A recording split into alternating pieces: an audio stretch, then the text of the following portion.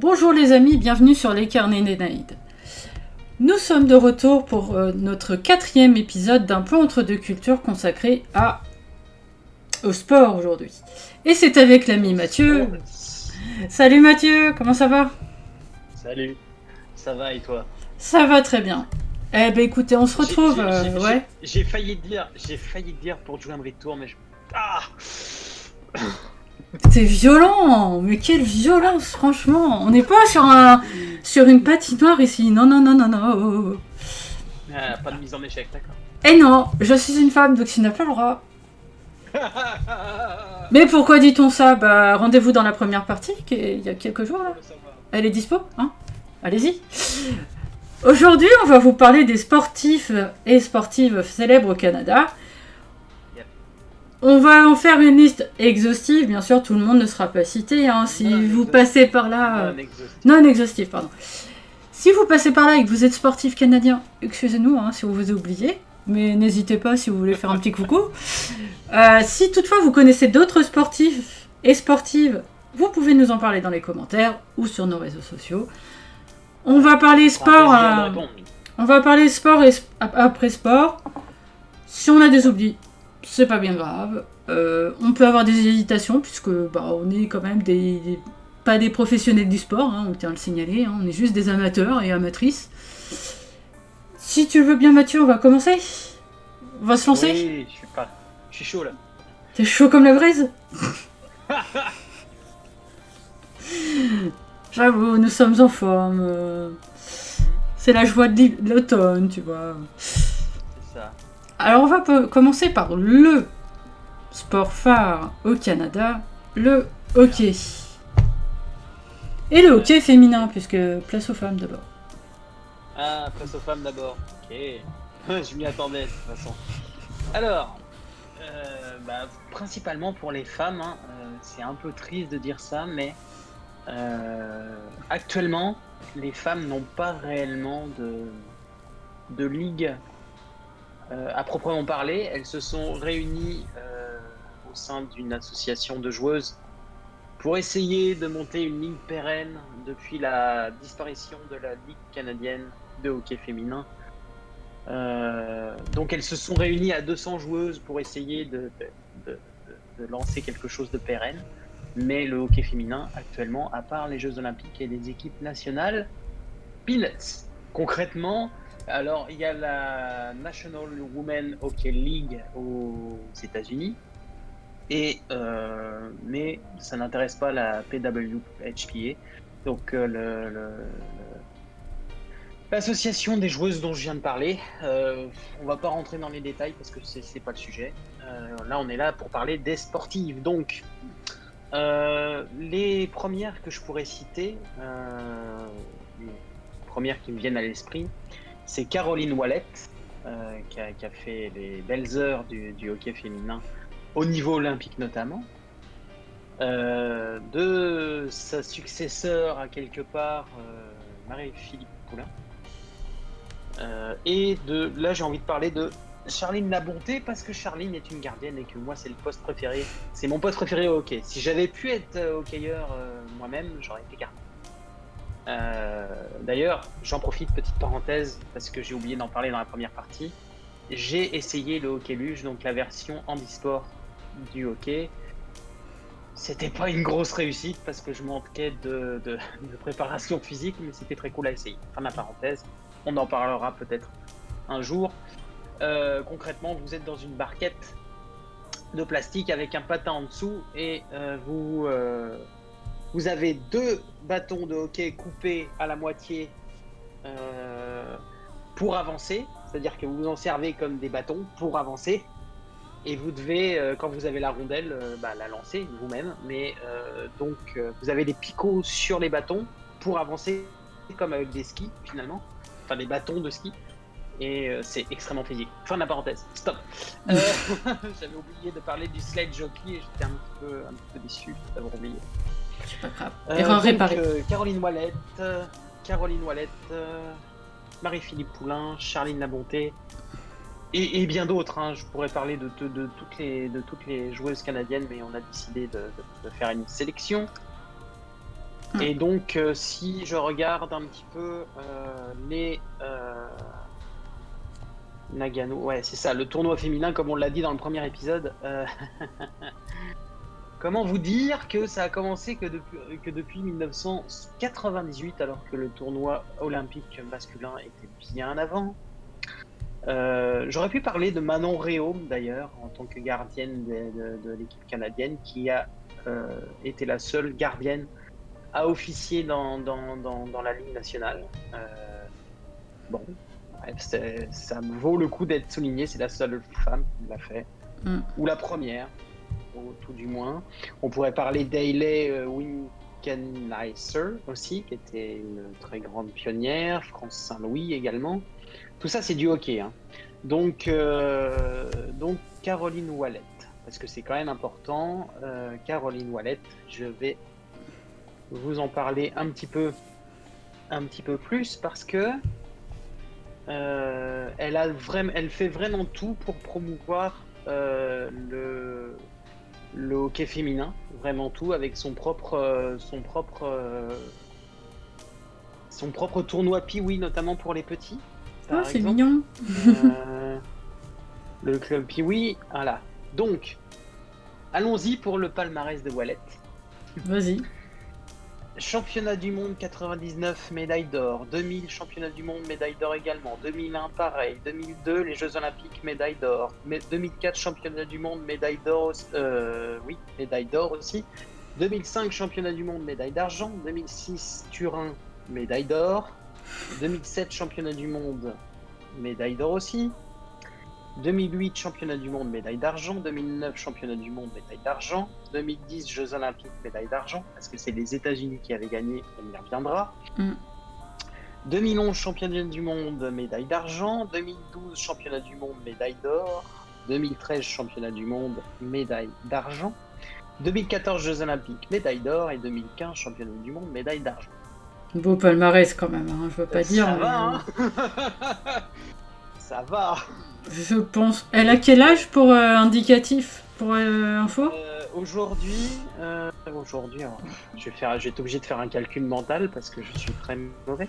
Bah, donne-moi son avis. Mais elle a à peu près, hein. 1979, donc elle a eu 40 ans.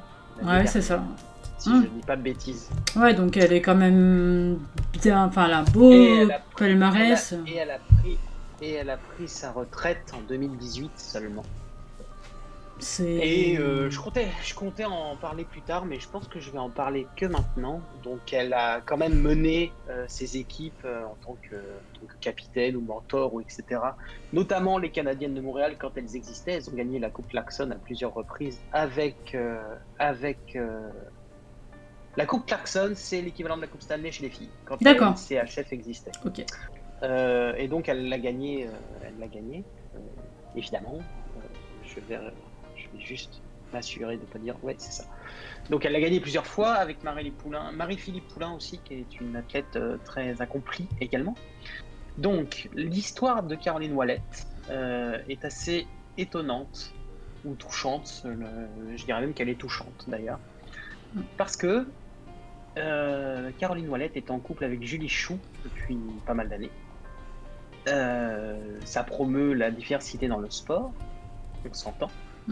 Mais aussi et surtout parce qu'elles sont un couple de femmes qui avaient la particularité tous les 4 ans de s'affronter, parce que Julie Chou, elle officiait dans l'équipe de hockey des États-Unis.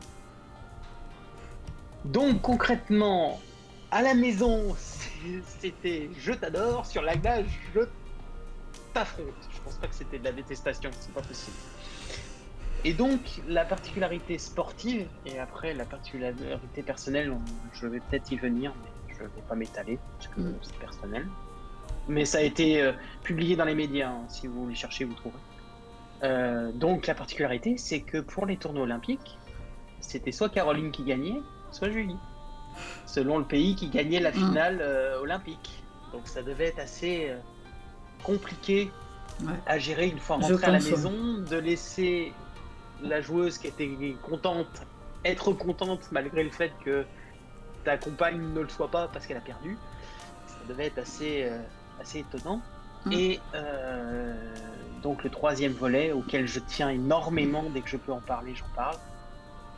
C'est de ce couple de femmes a eu 2 enfants.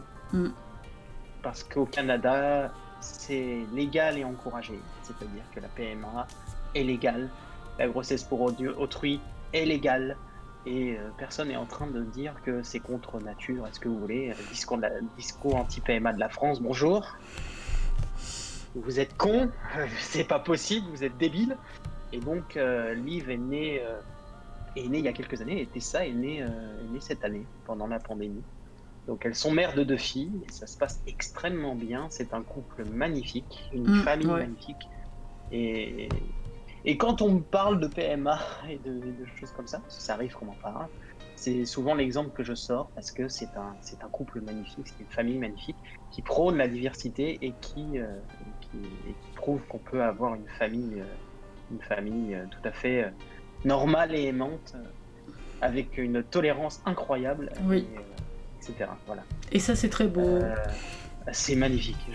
À chaque fois qu'il y a une interview ou il y a des articles qui sortent, j'ai envie de te dire, pour avoir lu quelques articles, il y a de quoi verser sa larme. Voilà. Donc, après, il y a eu énormément de joueuses. Je pense à Danielle Sauvageau qui a entraîné l'équipe de Nagano, effectivement. Et alors, ce que je vais regarder, parce que évidemment, je l'avais noté, si j'y arrive, reviens. Alors, Carrie. Putain, c'était pas là. Je vais y arriver. Voilà. Si on prend le tournoi féminin, donc, en Nagano, c'était les États-Unis. Donc, je regarde juste. Junishu, ça devait pas être à ce moment-là encore. Ça a dû arriver plus tard. Oui, je peux aussi parler de Jenna Efford, qui a été la meilleure buteuse très longtemps du nombre de buts en club avant que Caroline Ouellet la dépasse. Par exemple, Canada, États-Unis. Alors, a priori, si je dis pas de bêtises, je vais faire une recherche, je vais faire un pomme F parce que sinon je vais m'en vouloir de dire une bêtise. Et si t'en dis, ce n'est pas grave, je viendrai pas à Montréal exprès pour te mettre un coup de crosse dans les fesses. Donc, Caroline Ouellet et Julie Chou, elles se sont affrontées pour la première fois, d'après ce que je lis, à Salt Lake City en 2002. Ouais, donc ça fait 14 ans déjà. Et Salt 2002. Lake, c'était les Canadiennes. Salt Lake, c'était les Canadiennes.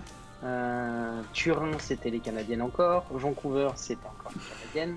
Qui ont gagné à chaque fois. Hein. Et Julie Chou était en face, à partir de là. Quoique Turin... Si, elle était là, mais c'était la 3e place, par exemple. Mais elles se sont affrontées en finale, par exemple. Là, c'est ça que je voulais parler. Ah, tu veux la regarder combien de fois ? Elles se sont affrontées en finale. Elles se sont affrontées en 2010, ça c'est sûr. Julie Chou. Ouais, elles se sont affrontées en 2010. Elles se sont affrontées en 2014. Et je pense que... Non, en 2018, c'était pas le cas. Donc elles se sont affrontées à plusieurs reprises. Voilà, c'est ça que je voulais relever. Et donc, mais on va accélérer parce que sinon, on va y passer 2 heures. Et on salue Miss qui est dans l'écran, qui vient me rejoindre. Et du coup, qui dit hockey féminin, dit aussi hockey masculin. Et du coup, est-ce que tu as des hockeyeurs qui, toi, t'ont marqué perso et dont tu as envie de parler vraiment Évidemment, je vais parler du Canadien parce que c'est mon équipe, c'est les Habs, c'est la Sainte-Flanelle, c'est une équipe historique. On attend la Coupe Stanley depuis 1993, qu'on l'a pas eu et qu'on espère l'avoir un jour. Quand même, ça commence à dater là. Il va falloir vous activer là. Ça commence à dater, mais dis-toi que Toronto, ça fait encore plus longtemps. Qui est aussi une équipe d'origine d'ailleurs. Ah bah, ne rien dit alors. Non, mais t'as raison. Il y a beaucoup de partisans du Canadien qui commencent à dire 93, ça commence à faire long. Je suis en train d'essayer de calculer peut-être et je n'y arrive pas, évidemment. Ah, 93, 2023, ça fera 30 ans.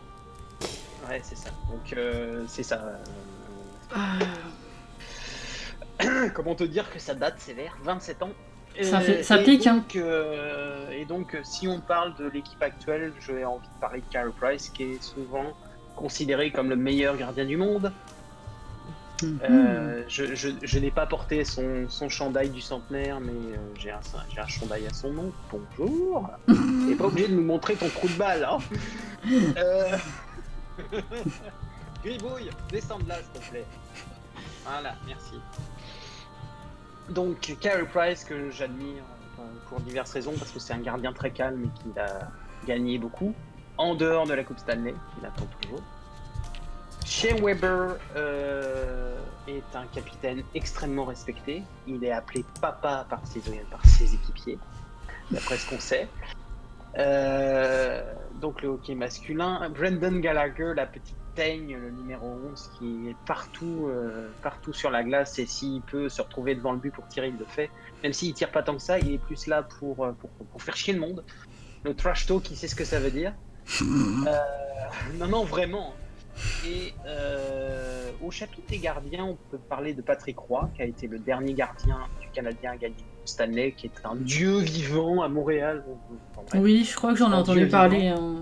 C'est un dieu vivant, c'est-à-dire qu'il a gagné 2 Coupes Stanley avec le Canadien, les 2 dernières. Il a été échangé en 95, si je ne dis pas de bêtises, pour aller malheureusement jouer pour les anciens Nordiques qui sont devenus l'Avalanche du Colorado. Donc Canadien nordique, c'est une Canadien de Montréal, Nordique de Québec. Je te laisse imaginer le fight absolu. Ça fait un peu comme d'autres sports, enfin où il y a 2 équipes. Oui, ça fait Marseille. Je pense aussi rugby. Non, je penserais plutôt rugby entre le Racing 92 et le Stade Français. Oui, t'as raison, ce serait plutôt ça. Ce serait plutôt ça, tu vois. Donc Patrick Roy est un des derniers héros à avoir gagné la Coupe Stanley pour Montréal. Avec d'autres, hein, on peut penser à Vincent Danfous, Monsieur Carbonneau, Guy Carbonneau, que j'ai vu jouer dans un match des anciens Canadiens. D'ailleurs, je l'ai vu jouer de mes propres yeux dans une patinoire qui est à 2 pâtés de maison d'ici. Ouais, donc ça va. Donc non, c'était plutôt cool. Oui, puis il y a toute l'équipe de 93, effectivement. Dans un passé plus lointain, on peut penser à Maurice Richard et Henri Richard, qui sont de la même famille, qui ont été des hockeyeurs de très haut rang également. Henri Richard, qui est décédé il n'y a pas si longtemps que ça, si ma mémoire ne fait pas défaut, a gagné pas moins que 11 Coupes Stanley. Ouais, donc c'est un beau... Plus que beau palmarès même. Ça s'appelle faire partie d'une dynastie. Le Hall of Fame, en fait, aux États-Unis. Voilà, le temple de la renommée, bien sûr. Alors, oui, je l'avais en anglais. Le temple de la renommée, pour information, est basé à Toronto. D'accord. On aurait pu croire qu'il aurait pu être à Montréal, puisque la Ligue a été créée à Montréal, mais c'est à Toronto parce que les quartiers de la LNH, si je ne dis pas de conneries, sont à Toronto. Possible. Donc le Hall of Fame est là-bas, j'irai un jour. Ça, par contre, tu m'excuseras, mais t'es obligé. Hein. Si t'aimes le hockey, t'es voilà, obligé. J'irai un jour. Le seul truc que j'ai fait par rapport au hockey, petite parenthèse, je suis allé au musée Grévin. Et musée Grévin de Montréal. Montréal, ok. Voilà, le musée Grévin de Montréal, et donc j'ai posé à côté d'un hockeyeur de cire, c'était Guy Lafleur, le démon blond. Bref. Moi, ça me dit rien. J'ai un bouquin épais comme ça sur l'histoire du Canadien. Bon, un jour je te le montrerai en off. Donc au niveau du hockey, je pense qu'on a fait quand même, on a parlé de plusieurs personnes. Sidney Crosby, le héros de 2010, on en a parlé dans la partie 1. Qui est un très grand joueur avec une...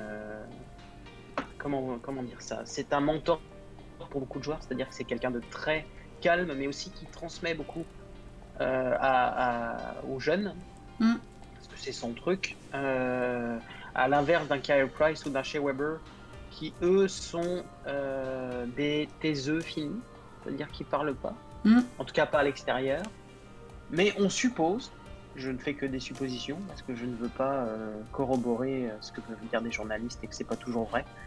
On suppose que Shea Weber, en tant que capitaine du Canadien, respecté, hein, il a été capitaine aussi aux Jeux Olympiques, il a été capitaine à Nashville aussi, sa précédente équipe aux Predators de Nashville.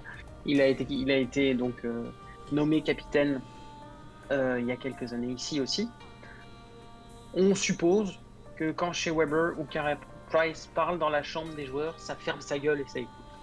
Concrètement, c'est des leaders absolus, enfin des leaders naturels. Donc voilà. Après, ce ne sont que des suppositions. Je ne suis pas journaliste sportif et j'ai appris avec les années à prendre un peu de recul par rapport aux informations qui peuvent sortir. Et ce qui se passe dans les vestiaires, on le sait pas forcément. Et voilà. Ce qui se passe dans le vestiaire se passe dans le vestiaire. Je ne vais rien affirmer, contrairement à d'autres journalistes qui s'amusent à le faire. Moi, je n'affirme rien parce que je ne suis pas journaliste. Et encore moins journaliste sportif. Pour avoir vu certains entraîneurs dans d'autres sports. Et d'ailleurs, j'en profite pour glisser un mot, même si je sais qu'elle regardera jamais nos vidéos, à Chantal Maccabé, qui est une excellente journaliste sportive qui suit le Canadien au jour le jour. Je vous conseille sa biographie qui a été écrite avec un autre journaliste de la presse. Tu nous donnes ça, tu nous mettras ça en description ? Oui, mais le problème c'est que je crois pas que ce soit disponible en France. Je vérifierai, mais je crois pas. Donc Chantal Maccabé, ça s'invente pas, un nom de famille. On est pas une excellente. J'ai d'ailleurs aussi une pensée pour Pierre Houd sur RDS, qui commente à la fois le hockey mais aussi la Formule 1. Il fait les deux. Avec Marc Denis pour le hockey avec lui et Bertrand Houle en F1. J'adore les commentateurs comme ça, je t'en parlerai également en off. Prochain sport. Prochain sport, qu'est-ce qu'on va te prendre ? Le foot, on en a parlé, donc le foot, attention, le football américain.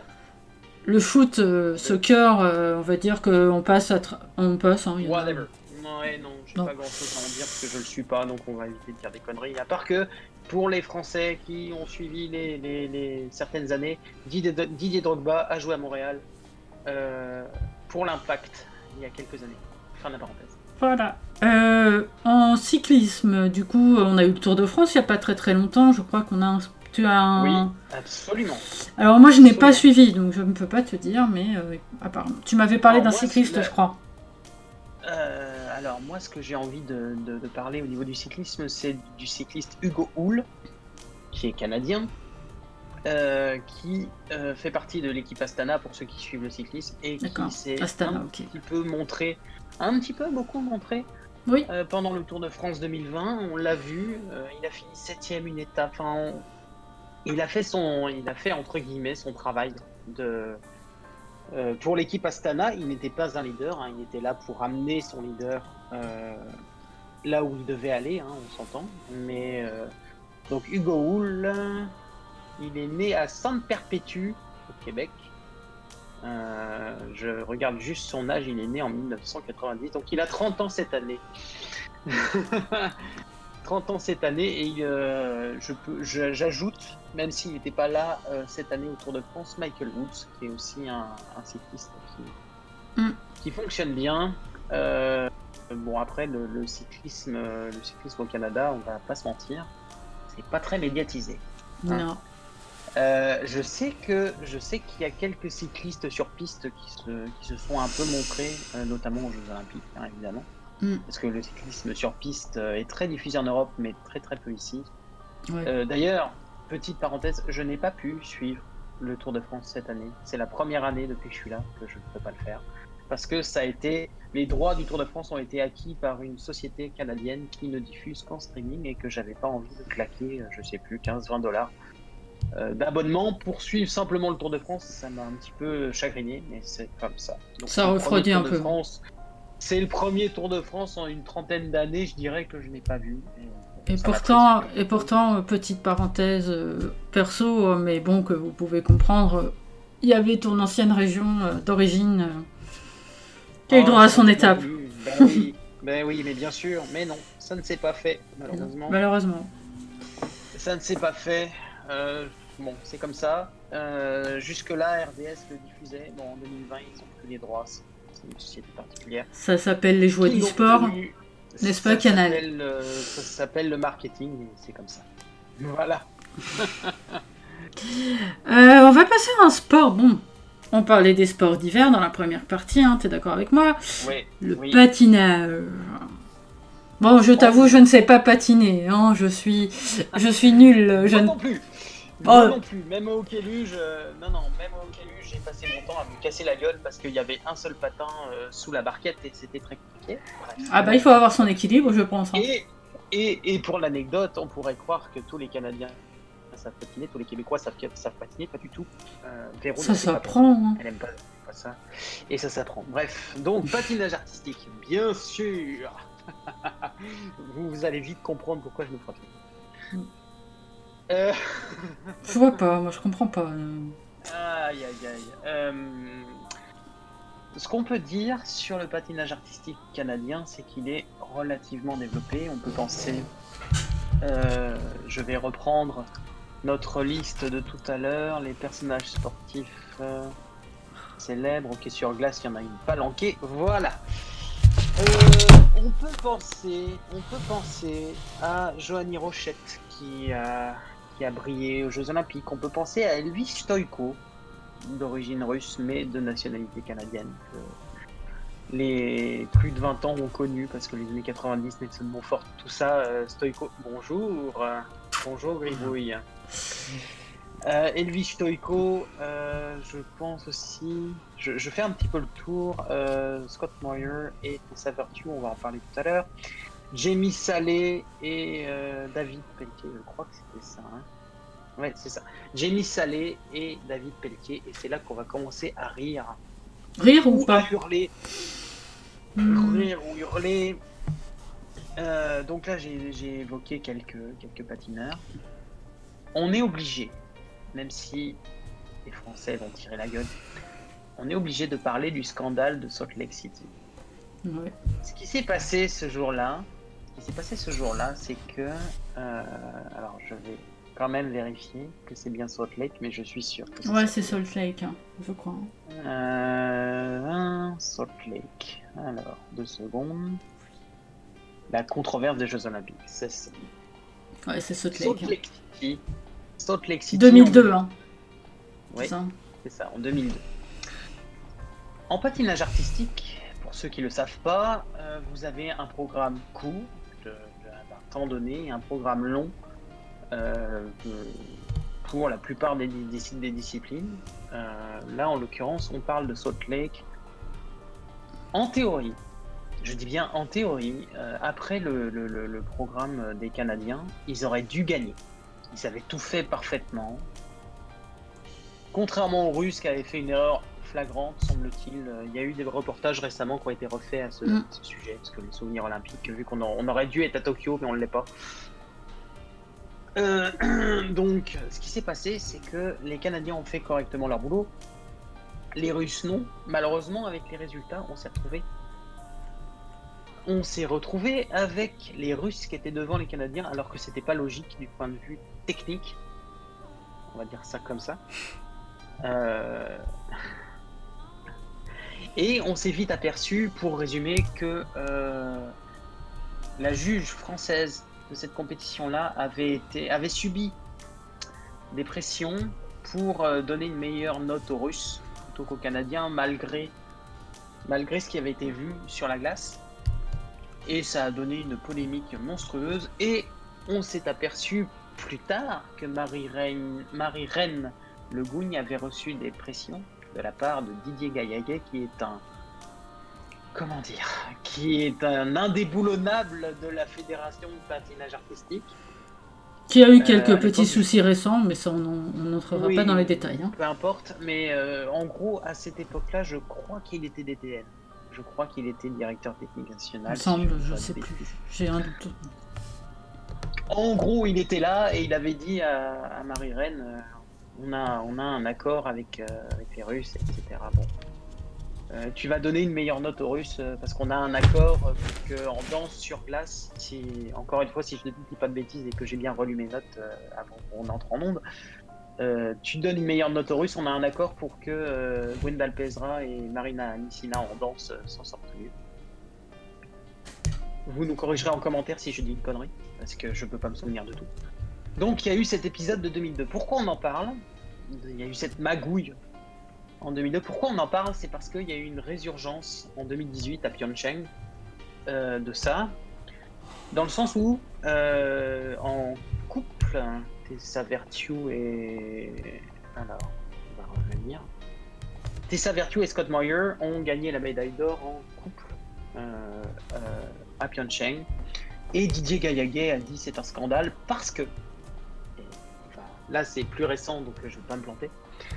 Pourquoi les Canadiens ont gagné à Pyeongchang et pas les Français? Donc, je ne vais pas me risquer à prononcer leur nom parce qu'il y en a un des deux qui est imprononçable. C'est pas de l'anti-français, mais j'ai vraiment pas envie de l'écorcher. Voilà. Qu'est-ce qui s'est passé? Pourquoi les Français ont été derrière les Canadiens? Parce qu'il y a eu une erreur technique. C'est-à-dire que pendant le programme court, une bretelle de la patineuse s'est défaite et c'est considéré comme une erreur technique. Elle s'est retrouvée la poitrine à l'air, hein, concrètement. Et c'est considéré comme une erreur technique, donc c'est noté par les juges. Et du coup, c'est sanctionné.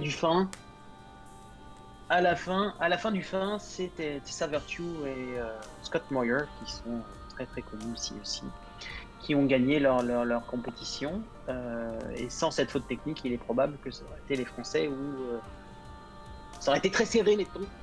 Et Didier Gaillaguet, qui est encore là, toujours le même, est venu dire c'est un scandale, on nous prive d'une médaille d'or.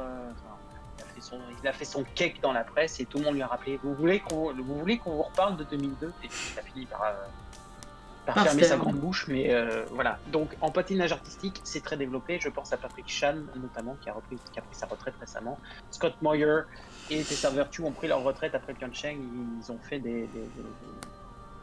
des représentations professionnelles, mais je crois qu'ils ont arrêté leur carrière depuis. Je suis sûr même, ils ont arrêté récemment leur carrière. Parce que pour ceux qui ne le savent pas, les compétitions de patinage artistique, tu es considéré comme amateur dans le patinage si tu fais des championnats du monde, etc. avec la fédération. Et tu passes professionnel, tu n'as plus accès à ces compétitions-là parce que tu finis par faire des spectacles et des compétitions professionnelles autres, mais qui ne font pas partie de ce cercle-là. Donc, j'ai nommé quelques patineurs célèbres, en particulier... alors attends que je ne dise pas de bêtises. Et donc oui, la tradition du patinage est très forte et oui, dès que c'est un sport d'hiver, dès qu'il y a une patinoire de toute façon, les Canadiens sont là avec les Russes et les Américains, concrètement la Chine aussi. La Chine qui est depuis qui monte depuis 12 ans, depuis qu'ils ont eu Beijing 2008, ils sont partout. Ils étaient déjà partout, mais ils le sont encore plus. Donc voilà pour le patinage. Ouais. Encore une fois, j'essaye de faire court si on veut passer tout le monde.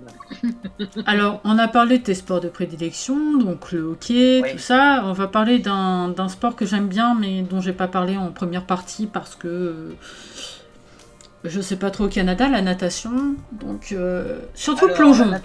Plus le plongeon, en fait, que la natation en soi. Il n'y a pas trop de nageurs au Canada. La natation existe aussi. J'ai envie de parler de Penny Oleksiak qui a fait du très bon travail à Rio. Alors, Penny Oleksiak, petit fun fact, est la sœur d'un joueur de hockey qui officie dans la Ligue nationale. Fin de la parenthèse. Famille de sportifs jusqu'au bout. Et donc Penny Oleksiak effectivement a fait très bien à Rio et d'ailleurs elle aurait probablement dû faire du très bon travail à Tokyo, mais bon, c'est entre parenthèses évidemment pour la situation que nous savons. Exactement. Je crois qu'on a assez parlé dans la première partie, ça va suffire. Puisqu'on parle de natation, on peut ajouter Aurélie Rivard aussi, qui met en natation paralympique, qui aussi a tout explosé et devait tout exploser à Tokyo également. Mais effectivement, il est difficile de parler de sport aquatique sans parler de plongeon, parce que c'est quelque chose de très développé ici au Canada. On a un centre d'entraînement à Montréal qui s'occupe de ça. Je pense à Alexandre Despatie, qui nous a fait rêver, enfin qui a fait rêver les Canadiens, parce que j'étais pas encore là. Il y a Anne Pelletier à Atlanta qui a accroché une médaille, alors que accrocher une médaille en plongeon, si t'es pas chinois, c'est compliqué. Ouais. Enfin, si t'es pas originaire de Chine, je vais pas faire de racisme latent, c'est pas le but. Si c'est un sport très technique, le plongeon, il faut le savoir aussi. Hein, c'est ça, donc voilà, on peut penser donc à Alexandre Despatie, on peut penser à Anne Pelletier. Je suis en train de lire mes notes pour essayer d'oublier personne. On parlait de Sylvie Fréchette en natation synchronisée aussi, je crois. Pardon ? On parlait de Sylvie Fréchette en natation synchronisée. Absolument, mais là c'était encore autre chose. Ouais, non. Parce que c'est pas tout à fait le même. Mais je pensais à Émilie Emmons, à Jennifer Abel en plongeon aussi. Parce que les Canadiens sont bons tout seuls, mais ils sont aussi bons en plongeon synchro, effectivement, à 3 plongeon mètres. Synchro, ouais, ils sont pas dégueux. Non. Parce qu'on a un très bon centre d'entraînement, notamment à Montréal, mais pas que à Montréal. Je pense à Montréal parce que j'y vis. Oui, donc le plongeon et la natation synchronisée aussi, oui, effectivement, avec Sylvie Fréchette, absolument, qui a fait rêver tout le pays avec ses résultats, effectivement. Donc voilà pour la natation en global, enfin tout ce qui est dans les J'aurais enchaîné avec le football américain. Écoute, fais-toi plaisir, hein. Écoute, je te passe la balle. Tiens, vas-y, attrape. Parce que, voilà, je l'ai attrapé. Laurent Duvernay-Tardif. Cet homme, on va pas dire qu'il est un génie, que ce serait un petit peu présomptueux, mais c'est un homme qui a rendu le Québec extrêmement fier au dernier Super Bowl, puisque c'est le premier Québécois, j'insiste, le premier Québécois qui a gagné le Super Bowl. Le Super Bowl, c'est l'événement le plus suivi de la planète. D'accord ? Au-delà des Jeux Olympiques qui déjà ont des audiences de malades absolues, voilà. Le Super Bowl, c'est encore pire. Avec des spots de pub qui valent des millions. Un spot de pub, ça vaut une blinde pour passer au Super Bowl. N'est-ce pas, il y a eu la pub de la PS5, je crois, pendant le Super Bowl, je crois. Je pense pas que c'était encore le cas, mais... Non, c'était pas le Super Bowl. Enfin bon, il y a plein de choses qui se passent au Super Bowl, pour ceux qui connaissent pas trop. C'est un rendez-vous absolu, même chez nous, la semaine du Super Bowl. Chez nous aussi, ça commence maintenant. On arrive à le voir à la télé. T'as des promos partout dans les épiceries en disant vous allez bouffer ça le soir du Super Bowl, etc. Enfin, que des saloperies, on s'entend dessus, c'est que des sneaks, mais peu importe. C'est normal. Donc, Laurent Duvernay-Tardif, je reviens. Oui. Pourquoi il est adulé au Québec? Alors, il est joueur de football professionnel pour la plus grosse ligue de football du monde, la NFL, la National Football League. C'est vraiment la ligue majeure de football, d'accord. Donc déjà, il a réussi à se faire engager par les Chiefs de Kansas City. Déjà, c'est beau. Pour un 200e choix au total, 6e tour, tu te dis, il va jamais percer. Si. Attends, mais si ça s'arrêtait là, ça serait comme n'importe quel joueur de football. Laurent Duvernay-Tardif devrait être appelé plus exactement Docteur Laurent Duvernay-Tardif. Pourquoi donc? Parce qu'il a fait sa médecine en même temps que sa carrière. Sa médecine, putain! Ce mec est médecin, d'accord? Comme d'autres sportifs. Il a fait ses années de médecine. Oui, on va y venir. Comme Serge Simon, par exemple, en rugby. Et d'autres, parce qu'il y en a beaucoup qui le font. Mais c'est un exemple absolu de Québécois qui a réussi. Il a fait sa médecine à McGill, qui est quand même une université prestigieuse. Elle fait partie du top 10 des universités. Donc, concrètement, t'as Harvard, Stanford, machin, et puis tout d'un coup, t'as McGill, quand même. Ouais. Donc il a fait sa médecine là-bas. Il a pris son temps, effectivement. Il l'a fait plus longtemps que d'autres parce qu'il fallait bien concilier les deux. Donc il est médecin. Il est vainqueur du Super Bowl. Je pense que personne ne pourra faire mieux que lui. C'est-à-dire que, à part en gagner plusieurs, mais ça... L'avenir le dira, et avec la pandémie, je doute que ça arrive. Bon, c'est un avis personnel. Et Laurent Duvernay-Tardif est un homme qui partage énormément et qui partage énormément avec les jeunes. Il a sa fondation pour faire bouger les jeunes avec le sport. Et il a pris la décision, et c'est là que je le mets au-dessus du lot, il a pris la décision, face à la pandémie, de ne pas jouer la saison de football de 2020, mais d'aller et officier en tant que médecin en première ligne dans les hôpitaux. Il a renoncé à sa saison pour soigner les autres. Et ça, c'est beau. Et là, tu dis respect. Vous ne voyez pas, mais je suis pas à genoux, mais bon, voilà, on peut se mettre à genoux. En plus, ce mec a tout pour lui, et il est beau gosse. Bon, il a une compagne et tout ça, il est beau gosse, il passe super bien. Il est agréable à lire aussi quand il écrit. Agréable à lire, oui, tout à fait. Il est passionnant. Ses articles à la suite du Super Bowl, exactement. Donc, est-ce que c'est une future icône du Québec? J'en sais rien, mais il a un parcours atypique. Quand moi j'ai du mal dans mes journées, je dis mais attends, mais Laurent, il a fait ça, toi t'es capable de faire ta journée. Concrètement, c'est un peu ça. Un modèle, enfin, voilà. Au Québec, il y a eu aussi Jean-Philippe Darche qui a été médecin, qui est médecin